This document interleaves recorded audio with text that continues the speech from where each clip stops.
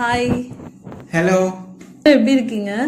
ஒரு few டேஸா video போட முடியும். பேக்கிங் ஒர்க் கொஞ்சம் இருந்தது, பிளஸ் வீட்டு ஒர்க்கும் அதிகமா இருந்தது, ஆஃபீஸ் ஒர்க்கும் அதிகமா இருந்தது. எடுக்கிறதுக்கு கொஞ்சம் ஒரு 2-3 hours டைம் ஸ்பெண்ட் பண்ணோம். அந்த டைம் கிடைக்காதனால வீடியோ போடல, தப்பா எடுத்துக்காதீங்க. இன்னைக்கு ரொம்ப ரொம்ப இன்ட்ரெஸ்டிங்கான ரொம்ப யூஸ்ஃபுல்லான வீடியோவோட வந்திருக்கோம். உங்க லைஃப்ல ஒரு முக்கியமான டர்னிங் பாயிண்ட், அது ரிலேட்டடா இன்னைக்கு பேச போறோம். நம்ம சேனல்ல home tour video, interior video, அதுக்கப்புறம் எலக்ட்ரிக்கல் ஐட்டம்ஸ், அதுக்கப்புறம் வீடு கட்டிட்டு இருக்கோம் இல்லையா, இதை பத்தின ரிலேட்டட் வீடியோஸ் போட்டுட்டு இருந்தேன். இன்னைக்கு இந்த வீடியோ எதை பத்தி இருக்க போகுதுன்னா, எங்க ஃபேமிலியில one of the source of income வந்து நான் பண்ற பேக்கிங் பிசினஸ் தான். அதை பத்தின வீடியோ தான் இது. இந்த பேக்கிங் பிசினஸ் நான் எப்படி பண்ணிட்டு இருக்கேன், இதுல இருந்து நான் எவ்வளவு ஏர்ன் பண்றேன், எங்கேருந்து பேக்கிங் கத்துக்கிட்டேன், டெய்லி எப்படி ஒரு ஒர்க் பண்ணிக்கிட்டே பேக்கிங் பிசினஸ் என்னால பண்ண முடியுது, எனக்கு என் ஹஸ்பண்ட் எவ்வளவு சப்போர்ட்டிவா இருக்காருன்றத பத்தி தான் இந்த வீடியோ. இத பார்த்து உங்களுக்கு என்ன யூஸ்ஃபுல்லா இருக்கும் அப்படின்னு பாத்தீங்கன்னா, பிசினஸ் வீட்ல இருந்து எப்படி ஸ்டார்ட் பண்ணி அதை சக்சஸ்ஃபுல்லா ரன் பண்ணி கொண்டு போறது. ஃபவுண்டேஷன், ஒரு சின்ன பிசினஸ் இருந்தாலும் அதுக்கு ஃபவுண்டேஷனா நம்ம செய்யற நிறைய ரிசர்ச் செஞ்சுதான் என்னென்ன முக்கியமான தேவையோ அதெல்லாம் நம்ம வந்து ரியலைஸ் பண்ணி பண்ண ஆரம்பிக்கணும். அதெல்லாம் வந்து செட் பண்ணணும், ஃபவுண்டேஷன் செட் பண்ணணும். அதுக்கு பிரியதர்ஷினியோட எக்ஸ்பீரியன்ஸை ஷேர் பண்ணும்போது அதுல இருந்து உங்களுக்கு கிடைக்கிற நாலேஜ் ரொம்ப யூஸ்ஃபுல்லா இருக்கும். என்னோட பேக்கிங் ஜர்னி நான் ஷேர் பண்றது வழியா நீங்க நிறைய தெரிஞ்சுக்கலாம். இந்த மாதிரி ஸ்மால் பிசினஸ் பண்றதுக்கு பெரிய படிப்பு படிச்சிருக்கணும்னு அவசியம் கிடையாது. நம்ம உழைப்பு போட்டாலே போதும், நல்ல ப்ராஃபிட் earn பண்ணலாம். நான் எக்ஸ்பிளைன் பண்றேன் எப்படி ஆரம்பிச்சது, இப்ப எப்படி போயிட்டு இருக்கு, எல்லாமே எக்ஸ்பிளைன் பண்றேன். உங்களுக்கு இதுல ஏதாவது டவுட் இருந்தாலும் கமெண்ட்ல சொல்லுங்க. பாயிண்ட் ஆட் பண்ணணும்னு நினைக்கிறேன். இப்போ வந்து ஒரு சின்ன பிசினஸ் ஸ்டார்ட் பண்ணணும் அப்படிங்கிறது ரொம்ப கஷ்டமான விஷயம்லாம் கிடையாது. டெக்னாலஜி நிறைய இம்ப்ரூவ் ஆயிருக்கு, நிறைய என்ஹான்ஸ் ஆயிருக்கு.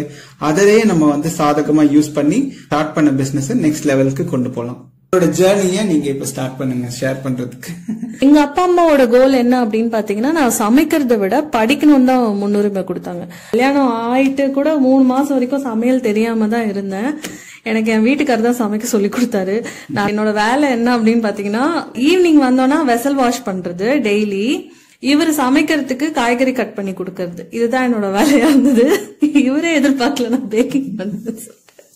சோ இதான், இவர்கிட்ட தான் சமையல் கத்துக்கிட்டேன். சோ 2017ல கல்யாணம் ஆச்சு எங்களுக்கு. 2017, 18, 19 இந்த 3 வருஷம் ஃபுல்லா வந்துட்டு வீட்டுல சமைக்கிறதுக்கு சொல்லி கொடுத்தாங்க. இன்னொன்னு என்கரேஜ் பண்ணுவாரு, நீ இது ட்ரை பண்ண, டிஃப்ரெண்டா ட்ரை பண்ணுன்னு சொல்லிட்டு.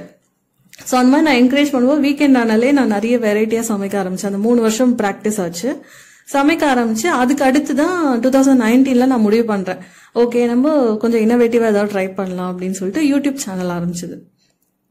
என்னோட பழைய வீடியோ பாத்தீங்கன்னா இளநீர் பாயாசம் அது மாதிரி டிஃப்ரெண்டா சமையல்லாம் செஞ்சு போட்டிருப்பேன். சோ சமையல் அப்படிதான் சமையல் வந்தது. 2019ல நீ சேனல் ஆரம்பிக்கும் போதே நல்லா குக் பண்ணதான் உனக்கு தெரிஞ்சிருச்சு. நல்லாவே குக் பண்ணது, டிஃப்ரெண்டான டிஷஸ் எல்லாம் பண்றது எப்படின்னு சொல்லி அவங்க அப்பவே கத்துக்கிட்டாங்க. பட் நான் கத்து கொடுத்தது என்னமோ normal South Indian day to day லைஃப்க்கு தேவையான சாம்பார் ரசம் மட்டும் தான் இவளுக்கு சொல்லி தந்தேன். இதை வச்சு இவளே டெவலப் பண்ணி அவளை ஸ்கில்ல என்ஹான்ஸ் பண்ணிட்டே இருந்தாங்க. 2020ல தான் நம்ம இங்க வீடு வாங்குறோம் இல்லையா, இங்க வீடு வாங்கணும். இது எல்லாமே கனெக்டிங் டாட்ஸ் தான் சொல்றது எல்லாமே. சோ சமைக்க கத்துக்கிட்டேன், சமைக்கிறேன், சேனல் ஆரம்பிக்கிறேன். வீக்கெண்ட் ஆனா இது ஒரு ஹாபியா மாறுது. அதுக்கப்புறம் 2020ல நம்ம இந்த வீடு வாங்குறோம். வீடு வாங்கினதுக்கு அப்புறம் என்ன ஆச்சுன்னா, கமிட்மெண்ட் நிறைய வந்துடுச்சு. ஏன்னா என்னோட சோர்ஸ் ஆஃப் இன்கம் பாத்தீங்கன்னா, நான் ஒரு கம்பெனில ஒர்க் பண்ணிட்டு இருக்கேன். அந்த சேலரியில நம்ம வந்து ஆல்ரெடி ஹோம் லோனும் போயாச்சு, பர்சனல் லோனும் போயாச்சு. சோ என்னோட சேலரி வந்து கரெக்டா போயிடும். ஒரு அமௌண்ட் வந்துட்டு ஹோம் லோன், ஒரு அமௌண்ட் வந்து பிஎல்க்கு போயிடும். பேலன்ஸ் அமௌண்ட் வச்சு ஃபேமிலியை மேனேஜ் பண்ற அளவுக்கு இருந்துச்சு. இப்படிதான் போயிட்டு இருந்தது. சோ அதுக்கப்புறம் தான் லைஃப்ல நிறைய ப்ரெஷரான திங்ஸ் நடந்தது. அப்படியே நான் இந்த பிசினஸ் ஸ்டார்ட் பண்ணேன். அதுக்கு முன்னாடி ஒரு சின்ன குவெஸ்சன் இருக்கு, நீங்க எங்க சமைக்க கத்துக்கிட்டீங்க? எனக்கு சொல்லி கொடுத்த நீங்க எங்க கத்துக்கிட்டீங்க? நான் வந்து பேசிக் சவுத் இந்தியன் ஹவுஸ் ஹோல்ட்ல செய்யற சாம்பார், ரசம், ரைஸ் இதெல்லாம் வந்து எங்க அம்மா கிட்ட தான் கத்துக்கிட்டேன். காலேஜ் சேர்றதுக்கு முன்னாடி அந்த டைம்ல அவங்களுக்கு கொஞ்சம் ஹெல்ப் பண்றதுக்காக கிச்சன் போகும்போது அவங்க வந்து எப்படி குக் பண்ணுங்க அந்த பேசிக்ஸ் எல்லாம் சொல்லி கொடுத்தாங்க. அதை வச்சுட்டு காலேஜ் முடிச்சதுக்கு அப்புறம் நம்ம ஒர்க்குக்காக வெளியே போய் தனியா தங்கும் போது நான் அவங்க கிட்ட போன்ல கேட்டு எப்படி இது செய்யறது, எப்படி அது செய்யறது சொல்லிட்டு போன்ல கேட்டு ரெசிபி வாங்கி அதை நான் ட்ரை பண்ணுவேன். அதை ட்ரை பண்ணி அது ஓரளவுக்கு பெட்டராவே வர ஆரம்பிச்சிருச்சு. அதுக்கப்புறம் நான் வந்து மேரேஜ் ஆனதுக்கு அப்புறம் பிரியதர்ஷினிக்கு அதை நான் சொல்லி தந்தேன், இப்படி செய்யணும் அப்படி சொல்லி தந்தேன். மற்றபடி அதை வந்து பெஸ்டா கொண்டு வந்ததுலாம் அவங்கதான். இல்ல ஆக்சுவலா நானும் இவரும் கல்யாணத்துக்கு முன்னாடி வந்து என்ன ஹையர் பண்ணாரு இவரு ஃபர்ஸ்ட் ஒரு டீமுக்கு. ஹையர் பண்ணும்போது நாங்க 2 பேரும் ஒரே டீம்ல தான் ஒர்க் பண்ணிட்டு இருந்தோம். அப்ப என்னன்னா ஒரு டிஃபன் பாக்ஸ் எடுத்துட்டு வருவாரு. இவ்வளவு பெரிய டிஃபன் பாக்ஸ். இவ்வளவு பெரிய டிஃபன் பாக்ஸ்ல வந்து அரிசி, இவரு வந்து திருப்பூர் சைடு, கோயம்புத்தூர் பெல்ட் இவரு. அங்க வந்து அந்த அரிசியும் பருப்பு சாதம் வந்து ஃபேமஸ். அது வந்து ஒரு டப்பால கொண்டு வருவாரு. இவர் ஒரு டப்பா எடுத்துட்டு வந்தாலே ஆபீஸ்க்குள்ள லஞ்ச் டைம்ல எங்களுக்கு ரொம்ப ஹாப்பி ஆயிடும். எடுத்து நல்லா சாப்பிடுவோம். என்னென்னமோ கொண்டு வருவாரு. இந்த சிறுதானியம் எல்லாம் கொண்டு வருவாரு. டயட்ல இருந்து கம்பு சாதம், ராகி கூழு நல்லா இருக்கும். செம்ம டேஸ்டா இருக்கும். வந்துட்டாரு வருண், வந்தாச்சு வருண், இன்னைக்கு என்ன லஞ்ச் கொண்டு வந்திருக்காருன்னு சொல்லிட்டு அதுவே எனக்கு இவரை பிடிக்கிறதுக்கு ஒன் ஆஃப் த ரீசன். நல்லா சமைப்பாரு. அப்படி கத்துக்கிட்டது இவர்கிட்ட தான் கத்துக்கிட்டேன். அப்ப வந்து நான் வீக்கெண்ட்ல சமைக்கிற குக்கிங்ல வந்து ஒன் ஆஃப் த ஆக்டிவிட்டி வந்து பாத்தீங்கன்னா கேக் செய்யறது. இந்த சாக்லேட் கேக் பண்ணுவேன், ப்ரௌனி கேக் பண்ணுவேன். அதை கட் பண்ணி நான் இவங்களுக்கு எல்லாம் வீட்டுல கொடுத்துருவேன். இப்படிதான் போயிட்டு இருந்தது. அதுக்கப்புறம் வீடு வாங்குறோம், இஎம்ஐல மாற்றோம். அதுக்கப்புறம் பேலன்ஸ் பண்ண முடியல பினான்சியல். அங்கதான் கொஞ்சம் ப்ராப்ளம்ஸ் நடந்தது லைஃப்ல. அது என்னாச்சு அப்படின்னு பாத்தீங்கன்னா, அப்ப வந்து லாக்டவுன் வந்துச்சு. 2020 இந்த மார்ச்க்கு அப்புறம் லாக்டவுன் வந்துச்சு. 1 இயர் அப்படிதான் போயிட்டு இருந்தது. அந்த டைம் என்னாச்சு அப்படின்னு பாத்தீங்கன்னா, எனக்கு வந்து 2 சிஸ்டர்ஸ் இருக்காங்க. ஒரு சிஸ்டரோட ஹஸ்பண்ட் வந்து இறந்துட்டாரு. தூங்கிட்டு இருக்கும் போதே இறந்துட்டாரு. அவரோட வயசு பாத்தீங்க 40 கூட கிடையாது. என் சிஸ்டர் வந்து பிசிக்கலி சேலஞ்ச்டு. அவங்க ஓன் சிஸ்டர் தான். லாக்டவுன் ரொம்ப சிவியரா இருந்துச்சு. பிளஸ் கோவிட் ஸ்ப்ரெட்டும் அதிகமா இருந்தது. அக்கா வீட்டுக்காரும் இறந்த உடனே எங்க அம்மாவால தாங்க முடியல. அம்மா என்ன சொன்னாங்க, போயிட்டு நான் போறேன். எங்க வீடு வந்து இந்த கார்னர்ல இருக்கு சிட்டில. எங்க அக்கா வீடு வந்து நார்த் சென்னையில இருக்கு. எங்க அம்மா என்ன சொல்லிட்டாங்க, நான் அங்க போய் எங்க அக்கா கூடவே இருக்கேன் அப்படின்னு சொல்லிட்டாங்க. சொன்ன உடனே நான் போகாதீங்கன்னு தான் சொன்னேன். நான் போய் பார்த்துட்டு வந்தேன் எங்க அக்காவை. அம்மா என்ன பண்ணாங்க, நான் போறேன், என்னால எங்க அக்காவை அந்த நிலைமையில விட்டுட்டு வர முடியாதுன்னு சொல்லிட்டு அங்கேயே போய் இருந்துட்டாங்க. எங்க அம்மா போய் இருந்துட்டு காரியம் முடியுது, எங்க வீட்டுக்கு வந்துட்டாங்க. வந்துட்டு எங்க அம்மா கொஞ்சம் இருமிட்டே இருந்தாங்க. எங்க அம்மா சீரியஸா எடுத்துக்கல. எங்க அம்மா சொன்னாங்க, நான் நல்லாதான் இருக்கேன் அப்படின்னு சொன்னாங்க. 1 வீக்லயே வந்து 1 வீக் உடம்பு சரியில்லாம இருந்தாங்க. அந்த வீக்கெண்ட் போய் அட்மிட் பண்ண ஹாஸ்பிட்டல்ல. அதுக்கு அடுத்த வீக் வந்து இறந்துட்டாங்க. ஓமந்தூரார் ஹாஸ்பிட்டல்ல தான் போயிட்டு அந்த ஹாஸ்பிட்டல்ல தான் போயிட்டு அட்மிட் பண்ணோம். வென்டிலேட்டர் கிடைக்கல அவங்களுக்கு. ஃபர்ஸ்ட் ஆக்சுவலா ஹாஸ்பிட்டல்ல சீட்டே கிடைக்கல. ஏன்னா அந்த டைம் ரொம்ப சிவியரா இருந்தது எல்லாரும். Covid second wave time. அதுக்கப்புறம் 3 நாள் வந்து ஆக்சிஜன் சிலிண்டர் கிடைக்கல எங்க அம்மாவுக்கு. அது மாதிரி நிறைய இஷ்யூஸ் ஆச்சு. அந்த கோவிட் ஐடென்டிஃபை பண்ண 1 வீக்ல அவங்க இறந்துட்டாங்க. இறந்ததுக்கு அப்புறம் ரொம்ப கொலாப்ஸ் ஆயிடுச்சு ஃபேமிலி. ஏன்னா எனக்கு வந்து எல்லா சப்போர்ட்டும் எங்க அம்மா தான் பண்ணாங்க. She was like a support system. இந்த பிரியதர்ஷினிக்கு பொறுத்த வரைக்கும் டெய்லி வந்து ஒரு ஃப்ரெண்ட் மாதிரி தான் பழகுவாங்க. இல்ல எந்த அளவுக்கு எங்க அம்மா எனக்கு ஃப்ரெண்ட் அப்படின்னு பாத்தீங்கன்னா, 2016ல வந்து நான் சொன்னேன் எங்க அம்மா கிட்ட போயிட்டு, எங்க ஆபீஸ்லயே ஒருத்தர் இருக்காரு, எனக்கு ரொம்ப பிடிச்சிருக்கு அவரை, நான் போயிட்டு அவர்கிட்ட சொல்லிட்டேன், நான் கல்யாணம் பண்ணிக்கலாமா நான் கேட்டிருக்கேன். இதை வந்து எங்க அம்மா கிட்ட சொல்லிட்டேன் நான் 2016ல. அப்போ எங்க அம்மா வந்து சுகர்னால கார்பன்கள்னு ஒரு கட்டி வந்தது எங்க அம்மாக்கு. அட்மிட் ஆயிருந்தாங்க. அப்பவே நான் சொன்னேன். அட்மிட் ஆயிருக்கிற டைம்லவே எங்க அம்மா கிட்ட சொன்னேன், இந்த மாதிரி நான் கேட்டிருக்கேன் ஆபீஸ்ல, ஒரு பையனை எனக்கு பிடிச்சிருக்கு, லவ் கிடையாது பிடிச்சிருக்கு அப்படின்னு சொன்னேன். அதுக்கு எங்க அம்மா சொன்னாங்க, நீ பிடிச்சிருக்குன்னா ஓகேமா, வீட்டுல ஜாதகம் கொடுத்துப்பாரு அப்படின்னாங்க. நான் சொன்னேன், அதெல்லாம் பேசிட்டேன், அவங்க கிட்ட பேசிட்டேன், ஜாதகம் தான் கொடுக்கணும் அப்படின்னு சொல்லும்போது எங்க அம்மா அட்மிட் ஆயிருந்தாங்க. அப்பவே எங்க அம்மா சொன்னாங்க, நான் தான் இப்போ ரெக்கவர் ஆயிட்டு வரேன்ல, நீ போயிட்டு ஜாதகம் ஸ்கேன் பண்ணி, அந்த டைம் வீட்டுல ஸ்கேனர்லாம் கிடையாது, நீ போய் கடையில போயிட்டு ஸ்கேன் பண்ணி ஜாதகத்துக்கு அனுப்பி விட்டுருமா அப்படின்னு அப்பவே சொன்னாங்க எங்க அம்மா. ஸோ அந்த அளவுக்கு எங்க அம்மா ரொம்ப ஃப்ரெண்டு மாதிரி எனக்கு. இறந்ததுக்கு அப்புறம் இறந்துட்டாங்க. அதுக்கப்புறம் ரொம்ப கொலாப்ஸ் ஆயிடுச்சு, மைண்டே கொலாப்ஸ் ஆயிடுச்சு எனக்கு. ஏன்னா ஏன் அப்படின்னு ஆயிட்டேன், டிப்ரெஷனுக்கு நிறைய போயிட்டேன். எனக்கு உடம்பு சரியில்லை, என் வீட்டுக்காரர்கிட்ட கொடுத்துட்டு நானும் எங்க அண்ணன் எங்க அப்பா எல்லாம் வந்து அங்கேயே போயிட்டு ஹாஸ்பிட்டல்ல போய் தங்கிட்டோம். நாங்க அங்கேயே இருந்துட்டு, எங்களுக்கு கோவிட் பேஷண்ட்டுக்கு தான் அங்க வந்து அலோடு. எக்ஸ்டர்னல் பர்சன்லாம் அலௌட் இல்லை. ஆனா நாங்க அங்கே தானே இருந்தாகணும். அந்த டைம் டிரான்ஸ்போர்ட்டும் கிடையாது, ஒரு ஆட்டோ கூட வர்றதுக்கு ரெடி. டிப்ரெஷன் ஒண்ணு, ஊருக்கு போறோம், அந்த இதெல்லாம் முடிக்கிறோம். வரும்போது எங்க அண்ணன் ஊர்லயே தங்கிட்டாரு. நானும் எங்க அப்பாவும் திரும்ப வரோம் சென்னைக்கு. வந்த உடனே நானும் எங்க அப்பாவும் போய் கோவிட் டெஸ்ட் கொடுத்துட்டு வீட்டுக்கு வந்துட்டோம். வீட்டுக்கு வரோம், 3வது நாள் போன் பண்ணி சொல்றாங்க எங்க அப்பாவுக்கும் கோவிட் பாசிட்டிவ் அப்படின்னு சொன்னாங்க. ஃபர்ஸ்ட் எங்க அம்மா இறக்கும் போதே எனக்கு ரொம்ப ஒரு மாதிரி ஆயிட்டேன் நானு. பயம். இன்னொன்னு நான் ரொம்ப என்னால தேம்பி நான் அழல அந்த ஹாஸ்பிட்டல். ஏன்னா என்னை சுத்தி ஊரே அழுதுட்டு இருக்காங்க. எனக்கு அங்க அழுகவில்லை. ஆனா இப்பவும் சொன்ன எனக்கு இங்க கஷ்டமா இருக்கு இங்க சொல்லும் போது. இந்த தொண்டை இதுவா இருக்கு. ஆல்ரெடி தானே தெரியும் எங்க அம்மாக்கு 3 நாளா ஹாஸ்பிட்டல் இது கிடைக்கல, எங்க அம்மாக்கு பெட் கிடைக்கல. அதனால வந்து எங்க அப்பாவை கூட்டிட்டு நான் போறேன் எங்க பள்ளிக்கரணையில ஜெருசலம் ஹாஸ்பிட்டல். அங்கேயே ஹாஸ்பிட்டல் கேம்ப் மாதிரி வச்சிருந்தாங்க. அங்க போய் கேட்டதுக்கு அங்க அட்மிட் பண்ண மாட்டேன் அப்படின்ட்டாங்க. மறுபடியும் ஓமந்தூரார் ஹாஸ்பிட்டலே கூட்டு போனா அங்க ஆல்ரெடி 50க்கு கம்மியா ஆக்சிஜன் லெவல் இருந்தாதான் அட்மிட் பண்ணுவோம் அப்படின்னு சொல்லிட்டாங்க. எங்க அப்பாவுக்கு அப்ப வந்து 80 இருந்துச்சு. சரின்னு சொல்லிட்டு எங்க அப்பா வந்து எக்மோர் ஹாஸ்பிட்டலுக்கு அனுப்பிட்டாங்க. எக்மோர் ஐ ஹாஸ்பிட்டல் ஒண்ணு இருக்கு, அங்க வந்து அட்மிட் பண்ணிக்கிட்டாங்க. இந்த கோஆர்டினேஷன் ஒர்க்லாம் நான் பண்ணிட்டு இருக்கேன். நைட் ஆக்சுவலா பாத்தீங்கன்னா அங்க ஹாஸ்பிட்டலே தங்குற மாதிரி சிச்சுவேஷன் தான். உள்ள தங்க முடியாது, உள்ள ஃபுல்லா கோவிட் பேஷண்ட். நான் வெளியில தங்குறாங்க. நைட்டு ஃபுல்லா அங்க ஒர்க்கர்ஸ் எல்லாம் யாருமே கிடையாது. ரோடே அப்படியே நிசப்தமா இருக்கும். நைட் அங்க நான் மட்டும் உட்காந்துட்டு இருந்தேன்.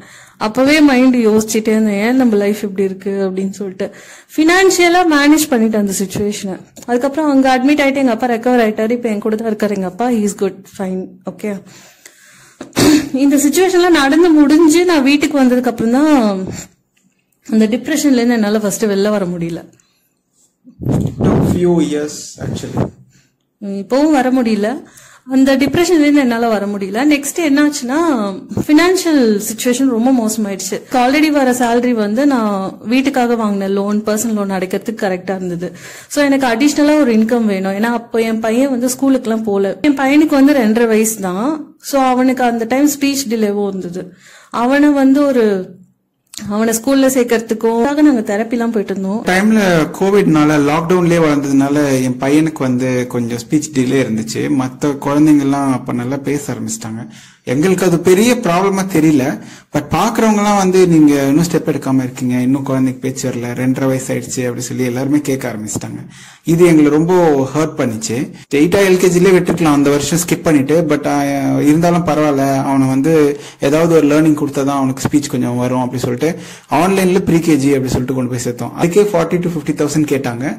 கிளாஸஸ் எல்லாம் கிடையாது. டெய்லி மார்னிங் 1 hour 2 hour வந்து லாகின் பண்ண சொல்லிட்டு அவனை கம்ப்யூட்டர் முன்னாடி உட்கார வச்சு பேசுவாங்க டீச்சர்ஸ். பேசிட்டு இவனை ரிப்பீட் பண்ண சொல்லுவாங்க. இதுக்கே வந்து அந்த டைம் லாக்டவுன்ல அவ்வளோ ஸ்பெண்ட் பண்ண வேண்டியதா இருந்துச்சு.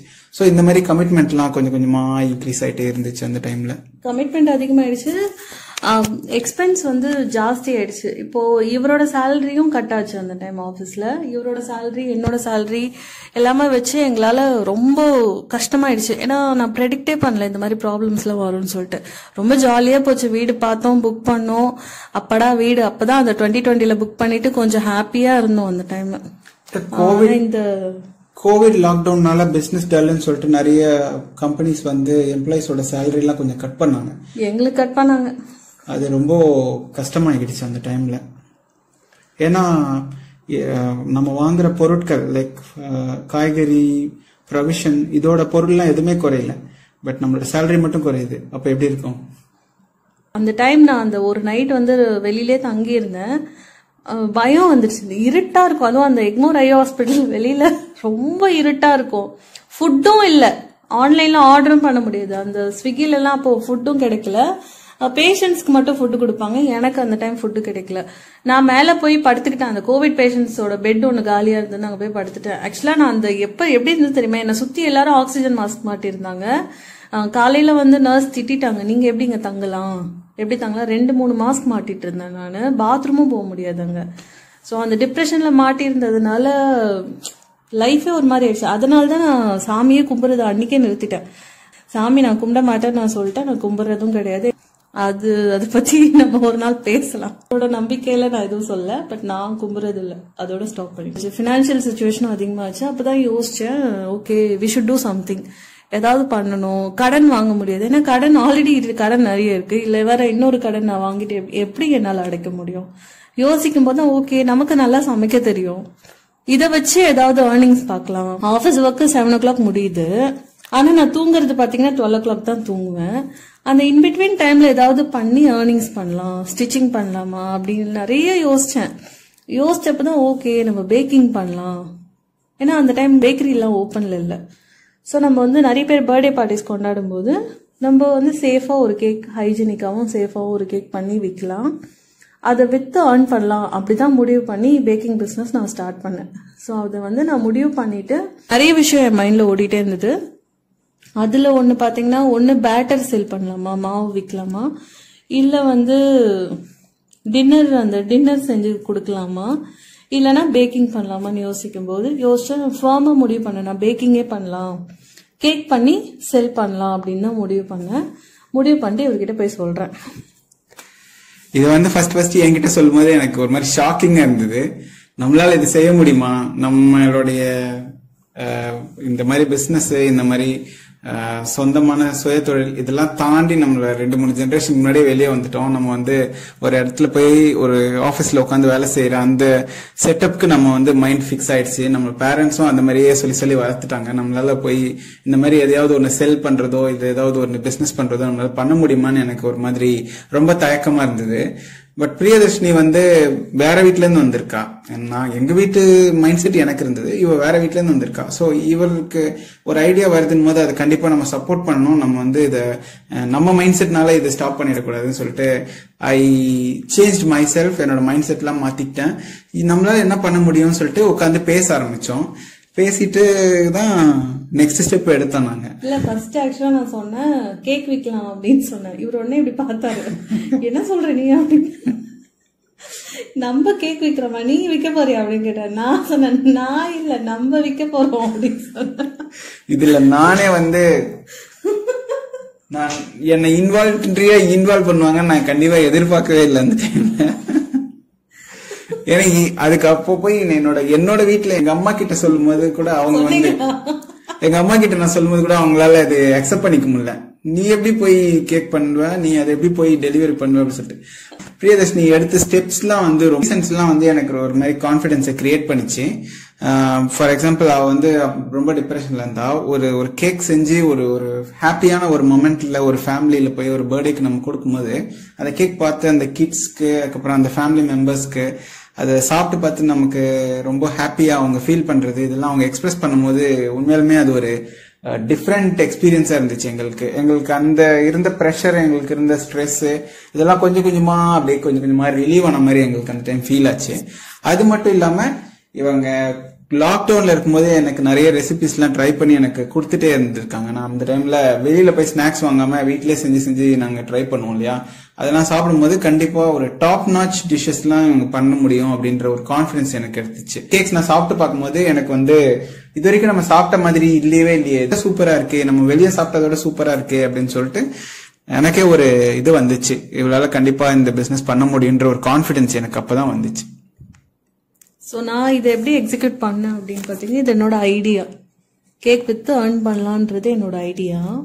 அது நான் எப்படி எக்ஸிக்யூட் பண்ணேன் அப்படின்னு பார்த்தீங்கன்னா, இவரோட அம்மா வீட்டில் ஒரு அவன் இருந்தது, கன்வெக்ஷன் அவன். ஏன்னா எங்கள் வீட்டு அவனில் வந்து கேக் பண்ண முடியாது.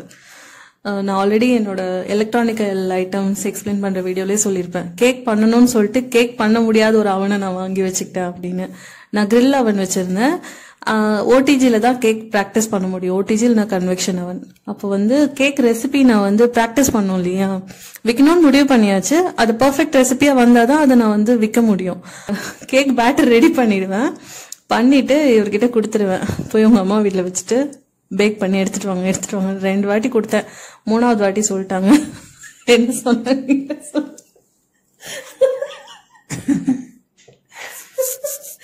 இன்னொருத்தங்களை டிஸ்டர்ப் பண்ற மாதிரி இருந்துச்சு. அவங்கள போய் அடிக்கடி அன்டைம்ல போயிட்டு காலிங் பெல் அடிச்சு கேக் வச்சுட்டு அது போய் அப்பப்போ போய் நம்ம வேற பார்க்கணும் அது கரெக்டா பேக் ஆயிருக்கான்னு சொல்லிட்டு இது அவங்கள வீட்டுல போய் டிஸ்டர்ப் பண்ற மாதிரி இருந்துச்சு ஆக்சுவலா. அதனாலதான் சரி நானே உனக்கு வாங்கி தரேன், ஒரு பெஸ்டான ஒரு அவன் வாங்கி தரேன். அது என்னாச்சு அப்படின்னு பாத்தீங்கன்னா, என்னோட வெல்விஷர் இருந்தாரு, அவர்கிட்ட தான் நான் சொல்லியிருந்தேன் நான் கேக் விற்கலான்னு இருக்கேன், ஃபர்ஸ்ட் கேக்கு உங்களுக்கே நான் வித்துடுறேன் அப்படின்னு சொல்லியிருந்தேன். அவங்க ஓகே அப்படின்னு சொல்லிட்டாங்க. அவங்க ஓகேன்னு சொன்ன உடனே வீட்டுல நம்ம கிட்ட தான் அவன் இல்லையே, அந்த டைம் 2 வாட்டி ட்ரை பண்ணோம். ரெசிபி நல்லா இருந்துச்சு, ஆனா வேகல. அதுதான் அங்க ப்ராப்ளமா இருந்துச்சு. உங்க சைட்லயும் ஒரு டிஸ்டர்பும் பண்ணக்கூடாது, வேணாம் அப்படின்ட்டாரு என் ஹஸ்பண்ட். சோ வீட்லயே வந்து பெரிய அந்த டபராவை வச்சு உப்பு கொட்டி ட்ரை பண்ண, நைட்டு ஃபுல்லா பேக் ஆச்சு அந்த கேக்கு. ரொம்ப கஷ்டங்க இந்த டைம். வீட்டுல ட்ரை பண்றாங்க, ஒருத்தவங்க பேக்கிங் பண்றாங்கன்னா தயவு செஞ்சு அவங்களுக்கு ஓடிஜி வாங்கி கொடுத்துருங்க. அதை பார்த்துட்டே இவர் சொல்லிட்டாரு, நான் உனக்கு கிரெடிட் கார்ட்லயே இஎம்ஐ போட்டு நான் உனக்கு ஒரு ஓடிஜி வாங்கி கொடுத்துறேன் அப்படின்னு சொல்லிட்டு ஒரு கேக், அந்த கேக் நல்லபடியா பண்ணிட்டேன் நான். அந்த கேக் கொண்டு போய் டெலிவரி பண்ணிட்டு அதுக்கு வந்த ஃபீட்பேக்லாம் இவங்க எனக்கு காமிச்சாங்க. அதுக்கப்புறம் எனக்கு இவங்க மேல 100% கான்பிடன்ஸ் வந்துச்சு. இவங்களால கண்டிப்பா பேக்கிங் பண்ண முடியும், அதை கொண்டு போய் செல் பண்ணவும் முடியும், அதை அழகா டெக்கரேட் பண்ணி விற்கவும் முடியும் அப்படின்ற கான்பிடன்ஸ் வந்துச்சு. சரி வா, நான் உனக்கு இன்வெஸ்ட் பண்ணி நான் உனக்கு கார்டுல தான் வாங்கி தந்தேன். ஓடிஜியே கார்டுல தான், கிரெடிட் கார்டுல தான் வாங்கி கொடுத்தேன். குரோமால வாங்கணும். அந்த அப்ப வாங்கின ஓடிஜி தான் நான் இப்பவும் வச்சிட்டு இருக்கேன். பெரிய அவன்லாம் கிடையாது, இந்த ஒரே ஒரு அவன் தான். அதுவும் பிலிப்ஸ் பிளெண்டர் வாங்கி கொடுத்தாரு எனக்கு. இது ரெண்டும் எனக்கு வாங்கி கொடுத்தாரு. இந்த பிலிப்ஸ் பிளெண்டர் எவ்வளவு ஆச்சு, ஓடிஜி எவ்வளவு ஆச்சுன்றது எலக்ட்ரிக்கல் வீடியோல நான் மென்ஷன் பண்ணிருப்பேன். மேக்ஸிமம் எவ்வளவு இருக்கும், 13,000 ரூபாய் இருக்கும்ல. அதுவும் நாங்க இஎம்ஐல தான் வாங்கினோம். அதுக்கு எக்ஸ்ட்ராவா அவங்க இதெல்லாம் போட்டிருப்பாங்கன்னு நினைக்கிறேன், இன்ட்ரெஸ்ட்லாம். பட் ஓகே அப்படின்னு சொல்லிட்டு அந்த துணிந்து அந்த டெசிஷன் எடுத்து போய் வாங்கணும். 13,000 ரூபாய் ஆச்சு ரெண்டுமே சேர்த்து, ஓடிஜி அதுக்கப்புறம் பிளெண்டர் வாங்குறதுக்கு. ரெசிபி, கேக் ரெசிபி நான் ட்ரை பண்ணது எனக்கு ஒர்க் அவுட் ஆச்சு. ஃபர்ஸ்ட் பண்ணி கொடுத்த கேக் எப்படின்னு பாத்தீங்கன்னா, ஒரு நார்மல், ஆல்ரெடி எங்க வீட்டுல ஒரு கேக் பாக்ஸ் இருந்தது, அதை வச்சு போட்டு தான் நான் கொடுத்தேன். டெக்கரேஷன்லாம் ஃபுல்லா நட்ஸ் எல்லாம் போட்டு கவர் பண்ணி கொடுத்தேன். நான் நல்லா ரிச்சா பிஸ்தா கேக் பண்ணி கொடுத்திருந்தேன். 400 ரூபாய்க்கு கொடுத்திருந்தேன் 1 கிலோ கேக். நான் அப்போ ஹோம்மேட் கேக்கு, ரிச்சான பிளேவரு, ரிச்சான நட்ஸ் இதெல்லாம் யூஸ் பண்ணி பண்ணது. அவங்க அந்த ஃபர்ஸ்ட் கேக் சாப்பிட்ட உடனே அவங்க கண்டிப்பா ரொம்ப பிடிச்சிருச்சு, அவங்களுக்கு பெஸ்ட் கேக் அப்படின்னு சொல்லி அவங்க எனக்கு சப்போர்ட் பண்ணாங்க. ஓகே, அந்த கேக்குக்கு நல்ல பாசிட்டிவா பேசினாங்க. அது நீங்க நினைப்பீங்க இல்லையா, ஒருத்தவங்களுக்கு ஒரு பாசிட்டிவ் ஃபீட்பேக் கொடுத்தீங்கன்னா அவங்க லைஃபே அது வந்து மாத்தும். அதனாலதான் நான் வந்து நிறைய கமெண்ட் பண்ணுங்க, சொல்லுங்க, நான் கேக்குறதே அதுதான். சோ அந்த டைம் எனக்கு வந்து அந்த கேக்கை நாங்க, எங்க வீடு இங்க இருக்கு, எங்க வீட்ல இருந்து வலசரவாக்கம் வரைக்கும் அந்த கேக் எடுத்துட்டு போய் நாங்க கொடுத்துட்டு வந்தோம். 400 ரூபாய் கொடுத்து நல்லா இருக்குன்னு ஃபீட்பேக் சொன்னாங்க. அது மோட்டிவேட்டிங்கா இருந்தது. இப்போ சரி இதை வந்து விற்கலாம் அப்படின்னு சொல்லிட்டு நான் வாட்ஸ்அப் ஸ்டேட்டஸ்ல போடுறேன், நான் இந்த மாதிரி கேக் விற்கலான் இருக்கேன். எனக்குலாம் வீக்கெண்ட் ஆனிச்சுன்னா ரெசிபி ட்ரை பண்ணி ஸ்டேட்டஸ் போடுவேன் இல்லையா. இப்போ வந்து நான் கேக் விற்கிறேன் வாங்குங்க அப்படின்னே போட்டேன் நான், ஏன்னா எனக்கு மணி நீட் இருக்கு. சோ நம்ம கேட்கறது தப்பு இல்லையே. சில பேர் தயங்குவாங்க, நானா இருந்தேன்னா கண்டிப்பா தயங்கிருப்பேன், இப்படி எப்படி போய் ஸ்டேட்டஸ் போட்டு விற்க முடியுது அப்படி சொல்லிட்டு தயங்கிருப்பேன். எனக்கு ஸ்கூல் படிக்கும் போதே எனக்கு வந்து எங்க அம்மா அப்பாவுக்கு சப்போர்ட் பண்ணணும்னு சொல்லிட்டு வீட்டுல எங்க அக்கா வந்து பிசிக்கலி சேலஞ்சுன்றதுனால வீட்டுல டெய்லரிங் மிஷின் வச்சிருந்தாங்க. அது எங்க அக்காவுக்கு விருப்பம் இல்ல, இவங்க வாங்கி கொடுத்தாங்க. அவளுக்கு டெய்லரிங்ல இன்ட்ரெஸ்ட் இல்ல, வீட்டுல அப்படியே சும்மா தான் இருந்தது. நான் 10th முடிச்சுட்டு அப்பவே என்ன பண்ணுவேன், வீட்டுல சப்போர்ட் பண்ணணும்னு சொல்லிட்டு நாங்க இருந்த வாடகை வீட்டு காம்பவுண்ட்ல போயிட்டு கேட்பேன். 10th படிக்கும் போதே உங்களோட நைட்டிஸ், சாரீஸ், அதுக்கப்புறம் பாவாடை எல்லாம் இருந்தா கொடுங்க, நான் மெயில் தையல் அடிச்சு தரேன், ஒரு ட்ரெஸ்ஸுக்கு 10 ரூபாய் தாங்க ப்ளீஸ் அப்படின்னு சொல்லிட்டு வாங்கிட்டு வந்து ஒரு 100 ரூபாய் சேர்த்து எங்க அம்மா கொடுப்பேன். அப்ப அது பண்ணது எனக்கு இப்போ யூஸ்ஃபுல்லா இருக்கு. அதுதான் ஃபவுண்டேஷன். அங்கேயே அவங்களுக்கு வந்து அந்த பிசினஸ் உமன் ஆகணும், ஒரு ஆண்டர்பிரனர் ஆகணும். பிசினஸ்லாம் இல்லைங்க, அப்பவே வந்து நம்ம ஃபேமிலிக்கு சப்போர்ட் பண்ணணும்னு தோணுச்சு. இப்போ எனக்கு வந்து ஏன் பிசினஸ் ரன் பண்ணணும், எனக்கு ஒரு மணி நீட் இருந்ததுன்னா எனக்கு வாட்ஸ்அப்ல எனக்கு நான் கேக் பண்றேன், உங்களுக்கு பிடிச்ச மாதிரி நான் கேக் பண்ணி தருவேன், எனக்கு ஆர்டர் கொடுங்கன்னு நான் கேட்டேன். இப்படிதான் நான் ஸ்டேட்டஸ் ஃபர்ஸ்ட் போட்டுட்டு இருந்தேன். போட்டுட்டு இருக்கும்போது என்ன பண்ணுவேன் அப்படின்னு பாத்தீங்கன்னா, ஆபீஸ்ல ஒரு கம்பெனிக்காக நம்ம கோல் காலிங் பண்ணுவோம்ல, அதே மாதிரி எனக்கு பண்ண ஆரம்பிச்சிட்டேன். என் கான்டாக்ட்ல இருக்க எல்லாருக்கும் ஃபோன் பண்ணி, இந்த மந்த் உங்களுக்கு பர்த்டே ஏதாவது வந்துச்சுன்னா எனக்கு கேக் ஆர்டர் கொடுங்க. இந்த மந்த் கிடையாதுன்னுவாங்க, அடுத்த மாசம் வரல கொடுங்க, இந்த மாசமே கிடையாது அப்படின்வாங்க. நெக்ஸ்ட் அக்கேஷன் என்னைக்குன்னு டேட் சொல்லுங்க, நான் நோட் பண்ணி வச்சுப்பேன். ஆகஸ்ட், பிப்ரவரி, ஜனவரி அந்த டேட் எல்லாம் நோட் பண்ணி வச்சுட்டு எக்ஸல் ஷீட் இன்னும் மெயின்டைன் பண்ணிட்டு இருக்காங்க. அதை நான் காட்டுறேன் உங்களுக்கு எப்படி மெயின்டைன் பண்றேன்னு. எவ்ரி மந்த் யாருக்கு பர்த்டேவோ அவங்க கிட்ட முன்னாடியே பிங் பண்ணி உங்களுக்கு ஆர்டர் இருந்தா எங்களுக்கு இப்பவே சொல்லுங்க, அப்பதான் என்னால ஆர்டர் எடுத்துக்க. இதுல ஒரு டெஸ்ட் என்ன நடக்கும் அப்படின்னு பாத்தீங்கன்னா அவங்க சொல்லுவாங்க நான் ஆல்ரெடி வெளில ஆர்டர் கொடுத்துட்டேன் அப்படின்வாங்க. அப்ப நான் சொல்லுவேன் கப் கேக்ஸ் ஒரு ஆர்டர் ஃபர்ஸ்ட் ஸ்டார்டிங்ல அப்படி அதுதான். அப்போ நான் சொல்வேன் நீங்க ஆர்டர் கொடுத்துட்டீங்க ஓகே, ஒரு 6 கப் கேக் மட்டும் என்கிட்ட ஆர்டர் கொடுங்க, அப்படி எனக்கு ஆர்டர் கொடுங்கன்னு சொல்லிட்டு ரிக்வெஸ்ட் பண்ணுவேன். ஒரு பிசினஸ் பண்றீங்கன்னா மைண்ட்ல நல்லா வச்சுக்கோங்க, கஸ்டமர் இஸ் கிங். ஒரு பிசினஸ் பண்றீங்கன்னா மைண்ட்ல நல்லா பிக்ஸ் பண்ணிக்கணும். நம்ம தான் நம்ம பிசினஸ்க்கு சேல்ஸ் ரெப்ரசன்டேட்டிவ், நம்ம தான் நம்ம பிசினஸ்க்கு பிசினஸ் டெவலப்மெண்ட் எக்ஸிகியூட்டிவ். நம்ம போய் கேட்டாதான் அங்க நடக்கும் வேலை. நானே போன் பண்ணி எல்லாருக்கும் ஆர்டர் வெளில கொடுத்துட்டீங்களா, நோ ப்ராப்ளம், எனக்கு கப் கேக் ஆர்டர் கொடுங்க அப்படின்னு சொல்லிட்டு கேட்டு தான் அந்த கப் கேக் பிடிச்சி போய் அவங்க அந்த கப் கேக் நெக்ஸ்ட் இயர்ல இருந்து அவங்க நம்ம கிட்ட மெயின் கேக் ஆர்டர் கொடுப்பாங்க. அப்படிதான் நான் ஸ்டார்ட் பண்ணேன். ரொம்ப கஷ்டப்பட்டேன். அந்த ஒரு ஃபர்ஸ்ட் 6 months வந்து எல்லாரையும் ரிக்வெஸ்ட் பண்ணி ஃபாலோ பண்ணதுக்கு. இப்போ நான் யாரையுமே ஃபாலோ பண்ணல.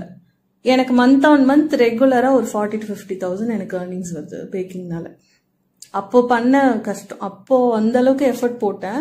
இப்போ வந்து நான் யாரையுமே நான் போய் கேட்க மாட்டேன் கேக் வாங்குறீங்களா அப்படின்னா. ஆனா அவங்களே வந்து ரெஃபர் பண்ணி வராங்க. ஸோ அந்த அளவுக்கு சேஞ்சஸ் நடந்திருக்கு. இப்போ வந்து எல்லாரையும் கேட்டாச்சு, ஆர்டர் கொடுத்தாச்சு, அப்படிதான் ஸ்டார்ட் பண்ணிட்டு இருந்தேன். ஃபுல்லா எடுத்துட்டேன். ஒரு 1 monthல ஒரு 10 ஆர்டர் கிட்ட எல்லார்கிட்டையும் கேட்டு எடுத்துட்டேன். கேக்கான ஆர்டர், மெயின் கேக்கான ஆர்டர் எடுத்துட்டேன் 1 monthக்கு. ஆனா அந்த கேக்கை எப்படி பேக் பண்ணணும், அந்த கேக்ல நைஃப் கேண்டில் வச்சு கொடுக்கணும், இதெல்லாமே நிறைய அந்த ஃபுல் என்டையர் தானே பண்ணணும். வெறும் கேக்கை மட்டும் டைரக்டா கொடுக்க முடியாது. அந்த பேக்கிங்ல இருந்து அந்த டிரான்ஸ்போர்டேஷன்ல இருந்து எல்லாமே பாத்துக்கணும். எங்க வாங்குறதுன்னு தெரியாது. சரின்னு சொல்லிட்டு வால்டாக்ஸ் ரோடு கிளம்பி போயிடுவேன். காலையிலேயே வீட்டில் வீக்கெண்ட் ஆச்சுன்னா காலையிலேயே சொல்லிடுவேன், நீங்க வந்து யுவினை பார்த்துக்கோங்க, நான் போயிட்டு வந்துடுறேன் வால்டாக்ஸ் ரோடு அப்படின்னு சொல்லிட்டு. காலையிலேயே ஒரு 10 மணிக்கு கிளம்பி போவேங்க. நேராக கிண்டி போவேன். கிண்டி போயிட்டு அங்கேருந்து ஒரு ட்ரெயின் பிடிப்பேன். 10 ரூபாய் டிக்கெட் வரும், ட்ரெயின் டிக்கெட்டு. அந்த ட்ரெயினை பிடிச்சி பார்க் டவுன் ஸ்டேஷன்ல இறங்கி பொறுமையா நடந்து போவேன். உண்மையிலே சொல்றேன், பார்க் டவுன் ஸ்டேஷன்ல இருந்து வால்டாக்ஸ் ரோட் ஷாப் ரொம்ப தூரம். போகும்போது ஜாலியா இருக்கும், வரும்போது திங்ஸ் எடுத்துட்டு வரணும் இல்லையா. ஆட்டோக்குன்னா 200 ரூபாய் 300 ரூபாய் கேட்பாங்கன்னு சொல்லிட்டு கையிலேயே பிடிச்சிட்டு எடுத்துட்டு வருவேன். இவரு சொல்வாரு நான் வரேன் அப்படின்னு சொல்வாரு. ஆனா குழந்தைய வச்சுட்டு இவரால் எப்படி வர முடியும்? யுவின் அந்த டைம் யார்கிட்டே விட முடியாது. எங்க அம்மா இருந்தாங்க, பாத்துக்கிட்டாங்க, யார்கிட்ட விடுறது? ஸோ அதனால நீங்க குழந்தைய பாத்துக்கோங்க, நான் இந்த ஒர்க்ல நான் பண்றேன் அப்படின்னு சொல்லிட்டு போயிடுவேன். அங்கிருந்து திங்ஸ் எல்லாம் வாங்கிட்டு வருவேன். அந்த கடைக்கு ஃபர்ஸ்ட் போயிட்டு பாக்ஸ் வாங்க தான் போனேன். அதுக்கப்புறம் தான் அங்க நிறைய திங்ஸ் அடுக்கி இருப்பாங்க. பொறுமையா அங்கேயே நின்று பார்ப்பேன், இந்த திங்ஸ் வச்சு என்ன பண்ணலாம் அப்படின்னு சொல்லிட்டு. ஒரு திங்ஸா பார்த்து தான் நான் தெரிஞ்சுக்கிட்டேன். நான் யார்கிட்டயும் போய் கிளாஸ்லாம் போய் கத்துக்கல. இது என்னோட ஃபுல் அண்ட் ஃபுல் எஃபர்ட், என்னோட மிஸ்டேக்ஸ்ல இருந்து தான் நான் கத்துக்கிட்டேன். என்னோட ரெசிபி ஃபுல்லா வந்து சாப்பிட்டுட்டு நல்லா இருக்கு, எங்க கத்துக்கிட்டீங்க அப்படின்னு கேட்பாங்க. எங்க கத்துக்கிட்டேன்? No one can claim that they have taught me. It's my own learning. அது நிறைய நீங்க பார்க்கலாம் யூடியூப் ரெசிபிஸ், அது எல்லாமே அவங்க எனக்கு அது ஒர்க் அவுட் ஆகல. அது நான் எப்படி கத்துக்கிட்டேன்னு உங்களுக்கு சொல்லி தரேன். More like trial and error தான். செஞ்சு பார்த்து இதுல என்ன சேஞ்ச் பண்ணா என்ன நடக்கும், அந்த மாதிரி கெமிக்கல் ரியாக்ஷன் இதெல்லாம் லேர்ன் பண்ணி. பேக்கிங் ஃபுல்லாமே சயின்ஸ் தான். இப்போ அது நான் உங்களுக்கு பெர்சன்டேஜ் எக்ஸ்பிளைன் பண்றேன். எவ்வளவு ட்ரை இன்கிரீடியன்ட், எவ்வளவு வெட் இன்கிரீடியன்ட், எவ்வளவு வந்து ஃபேட் கண்டென்ட் போடணும்னு. இந்த மிக்சிங்லாம் கரெக்டா போட்டு மெஷர்மெண்ட் ரொம்ப அக்யூரேட்டா இருக்கணும் பேக்கிங் பொறுத்த வரைக்கும். அவனோட செட்டிங்ஸ் இதெல்லாமே கரெக்டா வச்சுதான் பண்ணும். அந்த ஆரம்ப கட்டத்துல என்கிட்ட கேக் வாங்கினவங்க எல்லாருமே எனக்கு சப்போர்ட் பண்ணாங்க. எனக்கு ஒரு மைண்ட்ல என்ன பிக்ஸ் ஆயிடுச்சுன்னா, அப்போ கேக் நல்ல ரிச்சான இன்கிரீடியன்ஸ் பண்ணி கொடுக்கலாம், ஷாப்ல வாங்குறத விட நம்ம பெஸ்டா பண்ணணும்னு சொல்லிட்டு கொக்கோ பவுடர் வாங்கணும்னா பெல்ஜியன் கொக்கோ பவுடர், அந்த மாதிரி எல்லாமே ரொம்ப பிரீமியமா வாங்கி ரொம்ப பார்த்து தான் குவாலிட்டியா கொடுத்து அந்த அவங்களோட ஹாப்பி மொமெண்ட்ல நம்மளும் கான்ட்ரிபியூட் பண்றோம். அதே டைம்ல நம்மளும் லேர்ன் பண்ணிக்கிறோம் இது எப்படி பண்றது. In return we also get some money. அதோடைய one of the by product தான் மணி. அதாவது மணி தான் ஃபர்ஸ்ட் கோல் கிடையாது. ஃபர்ஸ்ட் எனக்கு அந்த கஸ்டமர் தான் கோலா இருந்தாங்க. அவங்கள ஃபர்ஸ்ட் இம்ப்ரெஸ் பண்ணணும், அவங்களுக்கு அந்த ரெசிபி பிடிக்கணும்னு சொல்லிட்டு. அலிக் ஒருத்தர், அவர் பேர் நான் மென்ஷன் பண்ணல, அவரோட மதரே பேக்கர் தான். அவங்க மதருக்கு இவர் சர்ப்ரைஸ் பண்ணணும்னு சொல்லிட்டு என்கிட்ட ஆர்டர் பண்ணாரு. அந்த கேக் சாப்பிட்டுட்டு அவங்களுக்கு ரொம்ப பிடிச்சி போய் எனக்கு ஃபோன் பண்ணி, இது வந்து அந்த மந்த்லேயே பண்ண ஒரு கேக், நான் பிசினஸ் ஸ்டார்ட் பண்ண மந்த்லேயே பண்ண கேக்கு, அவங்க சாப்பிட்டுட்டு நல்லா இருக்குன்னு சொல்லிட்டு எனக்கு 1000 rupees அனுப்பி எனக்கு ஃபோன் பண்ணி விஷயம் சொன்னாங்க, ரொம்ப குவாலிட்டியா பண்ண, எனக்கு ரொம்ப பிடிச்சிருக்குன்னு. அது எனக்கு ரொம்ப கான்ஃபிடென்ட்டா இருந்துச்சு. Okay, we are doing right, நம்ம கரெக்டா தான் ஒரு ஒர்க் பண்ணிட்டு இருக்கோம், ஓகே பண்ணலாம். ஸோ அவங்க ரிப்பீட்டடா அவங்களே ஒரு ஒரு வருஷமா எனக்கு ஆர்டர்ஸ் கொடுத்துட்டே இருப்பாங்க. ஸோ ஒரு ஃபேமிலியே நான் பண்ணும்போது நான் அந்த மொமெண்ட்ல ஒரு கேக் கொடுத்து அந்த அமௌண்ட் வாங்கணுன்றதை நான் ஃபோக்கஸ் பண்ணல. I want to impress them, give them a good product, so they will give me business every time. அதான் ஒன்று சொல்லுவாங்களே, take care of your customer, the customer will take care of your business. அந்த மாதிரி லாஜிக்ல தான் நான் கொண்டு போனேன். Long டேர்ம்ல தான் யோசிச்சோம். ஷார்ட் டேர்ம்ல நம்ம வித்துட்டு காசு வாங்கிட்டு வந்துடணும் அப்படி யோசிக்கல. ஒரு பிசினஸ்ல வந்து ரொம்ப முக்கியம் நான் ஃபீல் பண்றது கஸ்டமரோட நம்ம மெயின்டைன் பண்ற ரிலேஷன்ஷிப். அவங்க சாட்டிஸ்ஃபை ஆனாதான் அவங்க நம்மளுக்கு வந்து ரெகுலரா பிசினஸ் கொடுப்போம். ஈவன் அவங்க வாங்க முடியலன்னா கூட 4 பேர் அவங்க வந்து நம்ம எதுவுமே அவங்களுக்கு டிஸ்கவுண்ட்ஸ் கொடுத்துருக்க மாட்டோம். எக்ஸ்ட்ராவா அவங்க கேட்குற எல்லாத்துக்குமே சார்ஜபிள் தானே. அது எல்லாமே பண்ணியுமே அவங்க எல்லாரையுமே ரெஃபர் பண்றதுக்கான காரணம் வந்துட்டு நம்ம கொடுக்குற குவாலிட்டியும் சர்வீஸும் தான். ஸோ அது நான் ரொம்ப பார்த்துக்கிட்டேன். இந்த வால்டெக்ஸ் ரோடு கதைக்கு போனோம். ஸோ அங்கே போனேன்னா என்ன ஆயிடுவேன், நின்று பார்த்துட்டே இருப்பேன், இது என்ன ப்ராடக்ட் என்னன்னே தெரியாது.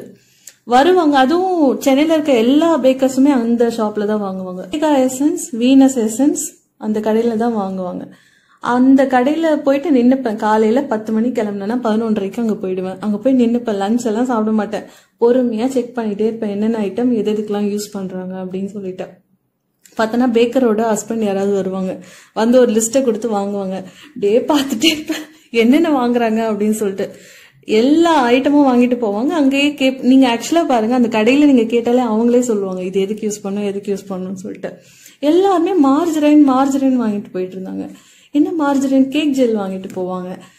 நம்மளும் வாங்கிட்டு போகலாம் அப்படின்னு சொல்லிட்டு கேக் ஜெல் வாங்கிட்டு வந்துட்டேன். அப்புறம் தான் தெரிஞ்சது ரெண்டுமே ஃபேட் ஐட்டம், ரெண்டுமே ஹெல்தி கிடையாது. நிறைய ஹோம் பேக்கர்ஸ் வாங்கிட்டு போறதா இருக்கலே ஷாக்கான விஷயம். லேட்டரா எனக்கு நிறைய அவேர்னஸ் வந்துதான் அந்த பிராக்டிஸ்க்காக நான் வாங்கின அந்த டப்பாவே தூக்கி போட்டேன். அது யூஸே பண்ணல, அது ஜஸ்ட் ஸ்ட்ரெயிட் டு கார்பேஜ் தான்.